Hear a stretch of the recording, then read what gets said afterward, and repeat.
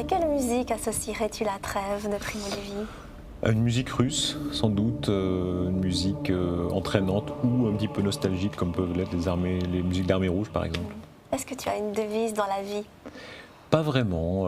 Je lisais l'autre jour une phrase de Paul Morand que je trouvais très belle. Il disait « Jetez-vous sur tout ». Il écrivait à Nimier, qui était un peu son disciple. « Jetez-vous sur tout, prenez possession des choses avant qu'elles ne vous possèdent ».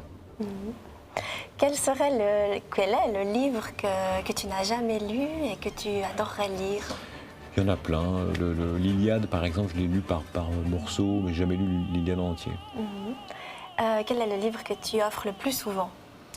J'offre les derniers coups de cœur, le bréviaire des politiciens de Mazarin, parce que c'est plein de conseils très cyniques, donc c'est assez drôle. Oui. Par exemple, ça peut être utile. ça peut être utile. Ces deux premiers conseils, c'est simule, dissimule. Ah, ça, intéressant. Quel est le plus beau mot de la langue française pour toi? J'aime bien néant. J'aime bien la sonorité de néant. Néant, rien. Néant. Oui. Le plus laid. Le plus laid, ce sont les mots longs. Je crois que c'est Valérie qui disait qu'il faut toujours trouver le mot le plus chétif. Et c'est vrai que les mots très courts, très simples, les grands mots de la vie, voir, vivre, être, etc., sont les plus beaux. Quel personnage de roman aurais-tu pu être? Il y a dans Saint-Simon la description d'un personnage très aventureux qui s'appelait Lauzun. Et il dit « On ne rêve pas une vie telle que la sienne ». Et avoir une vie plus aventureuse qu'un rêve, c'est pas mal. C'est pas mal, oui, ça, ouais. C'est vrai. Est-ce que tu écris? Non, j'écris pas. Je sais pas les bouquins de journalistes sont souvent très mauvais.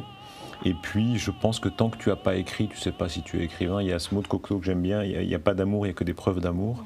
Et c'est vrai pour tout. Je dis souvent ça aux jeunes journalistes qui disent « Ah, j'aimerais bien être journaliste ». Je dis « Commencez par essayer, puis on verra si c'est vrai ». Et pour être écrivain, c'est pareil. Tant que vous n'avez pas essayé, vous ne savez pas si vous avez le talent.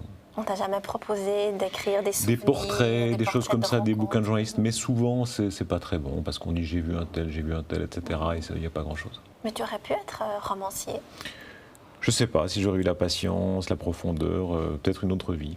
Ah, peut-être. Merci beaucoup, Merci, Darius. merci beaucoup, merci de l'accueil. Merci.